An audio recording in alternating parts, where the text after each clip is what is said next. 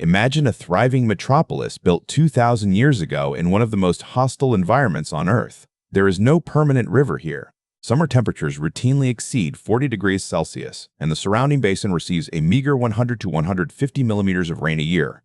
By any logical measure, this landscape is lethal. Yet at its peak, 30,000 people lived in this canyon, demanding decorative gardens, thermal baths, and elaborate public fountains. While the rock-cut facades draw every lens, they sit atop a hidden infrastructure spanning over 200 kilometers. A network of dams, cisterns, and terracotta pipelines remains buried beneath the sand and stone. The Nabataeans engineered an artificial oasis of such profound complexity that we are only now deciphering it using computational fluid dynamics, a modern branch of physics that uses computer models to simulate how liquids flow. Their survival required taming the desert's most violent force. That force is the winter rain.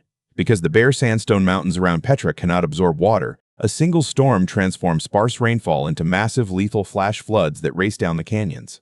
Historically, those millions of gallons of water funneled directly into the Sick, the narrow, high-walled gorge that serves as the main entrance to the city. A wall of water moving through a space only 3 meters wide is a catastrophic hazard for an urban center.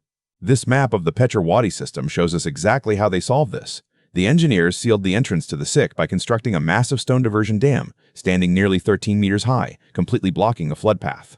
But that water had to go somewhere, so they carved a 90-meter tunnel straight through the solid rock of the adjacent mountain. This allowed the full destructive force of the floodwaters to bypass the city core entirely. They took the environment's deadliest threat and smoothly redirected it.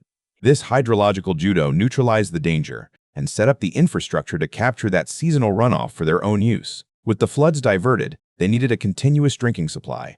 Their solution was a 7-kilometer pressurized pipeline that transported fresh spring water from the high plateau, elevated along the sheer canyon walls. They built this using tens of thousands of handmade clay pipes. Each segment was tapered in the middle and featured a socketed end that fit perfectly into the next, sealed tight with lime mortar. It looks remarkably similar to the plumbing you would find in a modern home. Intrigued, this diagram shows a side profile view of the infrastructure. Modern computer models reveal that the Nabataeans maintained a continuous 2-degree downward slope across the entire pipeline. That specific angle achieves what physicists call critical flow, the precise balance of water velocity and depth needed to move the maximum volume of liquid without creating pressure surges that would shatter the clay joints. The mathematical formulas required to calculate critical flow were developed in the 19th century. The Nabataean engineers arrived at those exact same tolerances 2 millennia earlier, relying entirely on generations of empirical observation and physical trial and error. Before that water even reached a cup, it was purified. The pipeline fed into a series of stone-settling basins. These chambers slowed the water down, allowing fine sand and silt to drop to the bottom, while simultaneously reducing the water pressure before it entered the city.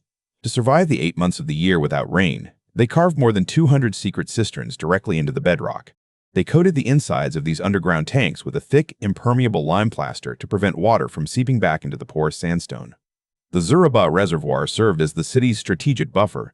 This massive holding facility contained enough surplus water to supply the 30,000 residents of Petra for 3 full weeks. That immense capacity served a highly specific commercial purpose. Petra sat squarely on the ancient trade routes for frankincense and myrrh, valuable tree resins used heavily for perfumes and religious rituals. A single arriving caravan could bring thousands of thirsty camels, each capable of drinking 200 liters of water in one sitting.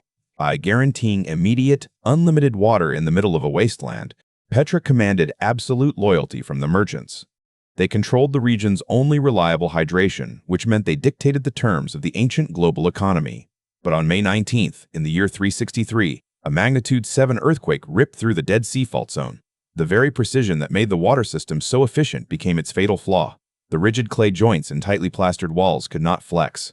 The seismic shock fractured thousands of pipes across the entire network. The damage was too extensive to fully repair. Without their guaranteed water surplus, Petra could no longer service the massive trade caravans. The merchants found new routes, the economy collapsed, and the city was eventually abandoned to the desert. Modern communities in Jordan are already reconstructing ancient Nabataean cistern designs to secure their water supply. Meanwhile, urban planners in North Africa are looking at Petra's flash flood harvesting as a viable template for the climate challenges facing 21st century cities. Ingenuity turned a desert canyon into a global trade hub. Their survival strategy, built on redundancy, storage, and precise flow control, remains a functional model for water management in an increasingly arid world.